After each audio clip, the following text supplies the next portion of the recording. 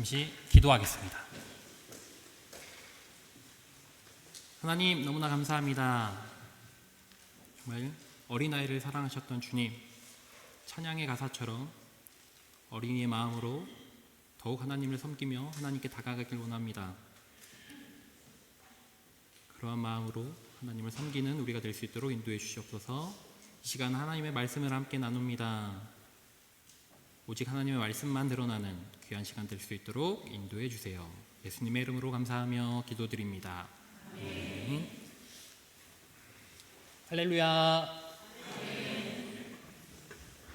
평소보다 예배 순서가 빨리빨리 지나가죠. 어린이 예배는 원래 이렇게 가야 됩니다. 맞죠? 그런가요?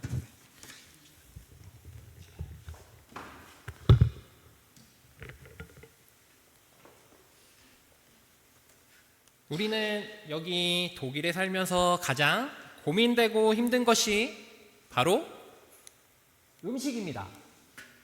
근데 이 뒤셀도르프 한인교회는 아닌 것 같아요.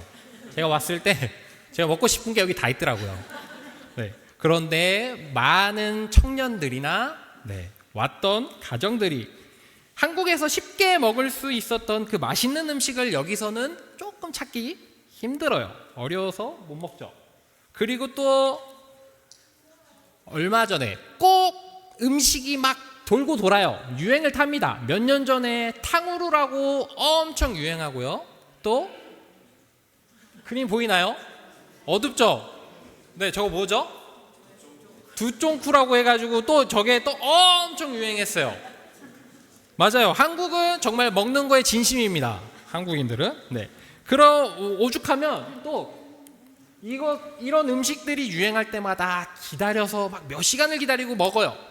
또 게다가 또 뭐가 있냐면요, 먹방 아니면 맛집 탐방 같은 일들이 생겼습니다. TV에서 유명한 식당으로 소문난 집에 찾아가 먹음직한 음식을 소개하고 또 사람들이 음식을 맛있게 먹는 장면과 요리 비법을 소개하는 것이죠.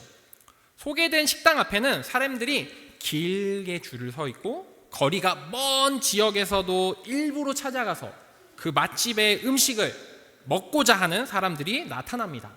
얼마나 맛있으면, 또 얼마나 멀리까지 소문이 났으면 사람들이 일부러 차를 타고 그 먼 곳을, 그 음식점을 찾아간다는 것이죠.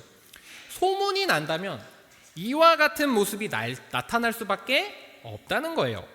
오늘 우리가 함께 읽은 성경 말씀에도 멀리까지 소문이 난 곳이 나옵니다. 맛집과 같은 유명한 음식점은 아니고요, 유명한 공동체예요.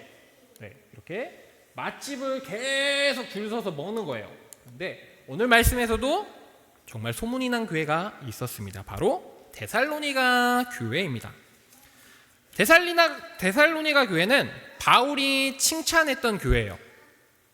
2절 말씀에 바울이 데살로니가 교회를 생각할 때마다 하나님께 감사를 드리고 기도할 때마다 교회 성도들을 생각하고 있다고 했었습니다. 우리 역시 서로에게 네가 있어서 하나님께 감사해 라고 말하고 또 서로를 위해 기도하고 있는 공동체의 삶을 살아야 할 겁니다. 어찌되었든 그렇게 데살로니가 교회를 중보하고 있던 그 바울에게, 멀리 있던 그 바울에게 짧은 시간 동안 함께 있다가 떠났던 이 데살로니가 교회에 좋은 소문이 들렸다는 거예요. 어디까지 소문이 났냐 하면 후에 나타나는 말씀이 나타나는데 7절, 8절인데요. 어디까지 나타났냐면 마게도냐와 아가야에만 들릴 뿐 아니라 너희 소문이 각처에 퍼졌다라고 말하고 있어요. 그림을 보면요, 멀어요. 보시면 먼 것처럼 보일까요? 지도지만 어쨌든 마게도니아와 아가야, 저 지역까지, 데살로니가 가운데 보이시죠? 그런데 그 옆에를 보니까 마게도니아 땅이 꽤 크고 밑에 아가야도 꽤 커요. 이만큼 소문이 엄청 났다라는 겁니다. 어째서 이들에게 이렇게 좋은 소문이 멀리 퍼졌을까요? 아마도 데살로니가 교회에 특별한 비결이 있었을 겁니다. 그렇다면 그 비결을 우리가 알고 있다면 우리 역시도 이 디셀도르프 한인교회가 지금도 좋지만 더 좋은 소문난 교회로 만들 수 있다는 겁니다. 그 비결은 3절 말씀을 보면 알 수 있습니다. 3절 말씀에 너희의 믿음의 역사와 또 사랑의 수고와 예수 그리스도에 대한 소망의 인내 때문이라고 말씀하고 있다는 거예요. 이것을 더 쉽게 말하면 세 가지 비결, 데살로니가 교회의 믿음, 사랑, 소망 때문에 바울에게 늘 생각나고 축복해주고 싶은 교회가 되었다라는 겁니다. 첫째, 믿음은요, 하나님에 대한 믿음을 말합니다. 데살로니가 교회는 하나님을 향한 그 믿음이 전혀 흔들리지 않았대요. 그 당시 데살로니가 주변의 분위기는 하나님이 아닌 다른 신들을 섬기는, 그런 우상을 만들어 섬기는, 그렇게 예배를 드리는 그런 모습이 많았대요. 그런데 데살로니가 교회는 그런 사람들을 따르거나 우상을 만들지 않고 바울이 전해준 그 하나님의 말씀을 열심히 믿고 따랐다 합니다. 그리고 데살로니가 교회들을 핍박하는 그런 유대인들에게 굴하지 않고 하나님과 예수님을 믿는 그 믿음을 끝까지 지켰다 합니다. 바울은 데살로니가 교회 성도들이 우상들을 버리고 하나님을 얼마나 잘 섬기고 있는지 그 소문을 듣고 멀리서도 알게 된 거예요. 믿음을 잘 지켜내는 데살로니가 교회를 생각할 때 바울뿐 아니라 주님께서도 아마 기뻐하셨을 겁니다. 우리 역시도 하나님만 잘 믿고 그분을 끝까지 따르는 그런 믿음의 공동체가 되어야 할 것입니다. 더 나아가 믿음의 공동체는요, 사랑을 가지고 있었어요. 바울이 칭찬했던 두 번째 비결, 사랑입니다. 하나님은 우리가 하나님을 믿고 사랑하는 것처럼 다른 사람을 사랑하기를 원하세요. 나만 사랑하는 것, 내가 좋아하는 사람만 사랑하는 것이 아니라 나와 별로 상관없어도 나와 친하지 않은 사람들까지도 사랑하기를 원하신다는 거예요. 특별히 아무도 관심 갖지 않고 외롭고 고통을 겪고 있는 사람을 돌보는 일을 하나님은 기뻐하십니다. 약한 자와 함께하는 자들을 말입니다. 그런데 데살로니가 교회가 보여준 사랑이 바로 하나님을 사랑하는 것처럼 다른 사람들을 사랑했다라는 모습이었던 겁니다.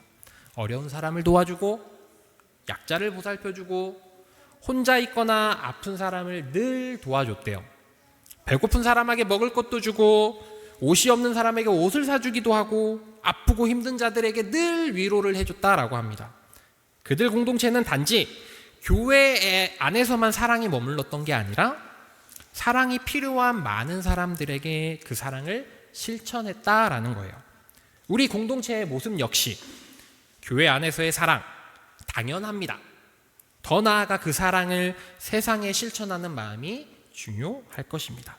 그 사랑은 하나님을 사랑하듯이 사람들에게 그 사랑하는 마음을 다가가야 한다라는 겁니다. 그렇게 하나님을 믿고 하나님을 또 사랑하며 더 나아가 이웃까지 사랑하며 살 수 있는 것은 그들에게 소망이 있었기 때문이에요. 바울이 이야기했던 세 번째 비결, 소망이죠. 데살로니가 교회가 가졌던 소망은 부자가 되거나 아니면 내가 잘 되길 원하는 거나 혹은 공동체인 이 교회가 커지거나 유명해지길 바라는 그런 소망이 아니에요.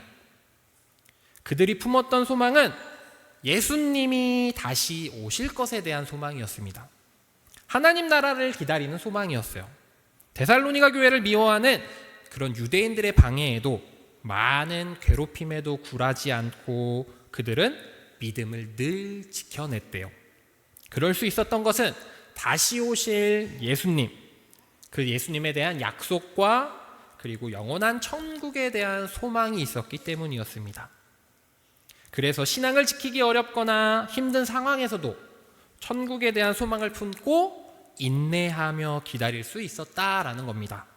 우리도 하나님 나라에 대한 소망, 다시 오는 예수님에 대한 소망을 잊지 않고 살아야 할 거예요. 분명한 것은 이 세상은 영원한 곳이 아니고 예수님과 함께 살아갈 아름다운 하나님 나라, 그곳이 영원한 곳입니다. 우리는 그곳에 소망을 두고 살아야 할 것입니다. 이처럼 데살로니가 교회가 소문난 비결은 하나님을 향한 하나님께서 원하시는 믿음, 소망, 사랑이었어요. 하나님께서는 그들을 칭찬하셨습니다. 우리들도 하나님에 대한 굳센 믿음, 하나님을 사랑하는 마음으로 다른 사람을 사랑하는 사랑, 또 천국을 기대하는 소망을 갖고 살아가야 할 것입니다. 이 비결을 우리가 품어야 할 이유가 또 있어요. 이러한 마음을 가졌던 그들 공동체였기에 그들은 6절 말씀을 통해 알 수 있듯이 믿음, 소망, 사랑을 품음으로써 성령에 사로잡힌 공동체가 되었대요. 성령을 마음에 받은 그 공동체는 무엇을 할까요? 우리가 그 성경의 수많은 답 중에 사도행전 2장을 통해 그 답을 알 수 있을 겁니다. 바로 교제에 힘썼다라는 겁니다. 주님의 자녀들은 주님 안에서 교제하는 시간 역시 가져야 해요. 친교의 시간은 결코 낭비의 시간이 아닙니다. 교제함으로써 더욱 더 하나 되고 어울리는 시간은 교회 공동체에는 반드시 필요한 일입니다. 오늘 우리는 어린이 주일로 온 가족이 함께 예배를 드려요. 이러한 행사들이 단지 오늘로 멈추지 않아요. 교회 절기에 맞춘 예배, 또 교회 공동체 행사에 맞춘 예배 등 예배와 교제가 함께 앞으로도 있다라는 겁니다. 분명한 것은 우리가 예배드리고 또 더 나아가 교제하며 연합할 때 하나님께서 함께 하시고 기뻐하신다라는 겁니다. 그리스도 안에서 믿음의 자녀들은 주님께서 보여주신 그 십자가 사랑을 체험했고 그 사랑하는 법을 역시 배웠습니다. 나뿐 아니라 이웃을 사랑하라는 계명을 받았습니다. 성령과 함께하는 공동체는 믿음 안에서 참된 교제가 가능합니다. 주님의 사랑으로 나누는 교제는 세상에서의 친교와는 달라요. 희생과 십자가의 사랑에 근거된 친교이며 하나님 나라를 품으며 그 사명을 이루기 위한 친교이기 때문이죠. 그렇기 때문에 우리의 친교는 당연히 이루어져야 마땅하며 필수입니다. 말씀을 정리합니다. 오늘 우리는 온 가족이 함께 예배를 드리고 있습니다. 한 자리에 모인 우리 듀셀도르프 한인교회 공동체가 오늘 함께 나눈 공동체인 데살로니가 교회처럼 우리들 가운데 하나님을 더욱 믿음을 갖고 섬겨서 또 사랑하며 그리고 그 사랑이 내 이웃에까지 전해짐으로써 무엇보다 하나님의 소망을 품고 살아가는 공동체가 우리 공동체가 되기를 소망합니다. 그래서 더욱 공동체 안에서 교제하며 그 친교의 은혜가 충만함으로 디셀도르프 한인교회 공동체 역시 지금까지 좋은 일 가득했듯이 앞으로도 좋은 소문이 가득 넘쳐나기를 간절히 소망하겠습니다. 기도하겠습니다. 하나님, 은혜와 사랑을 감사합니다. 교회 공동체라면 무엇보다 믿음과 사랑 그리고 소망의 마음이 있어야 함을 알고 있습니다. 또한 그 마음을 품고 교제하는 건 역시 중요함을 알고 있습니다. 알고 있는 그 모든 것들을 행동으로 실천하며 나아갈 수 있도록 인도해 주세요.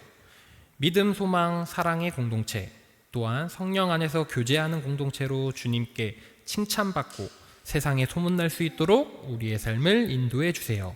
예수님의 이름으로 기도드립니다. 아멘.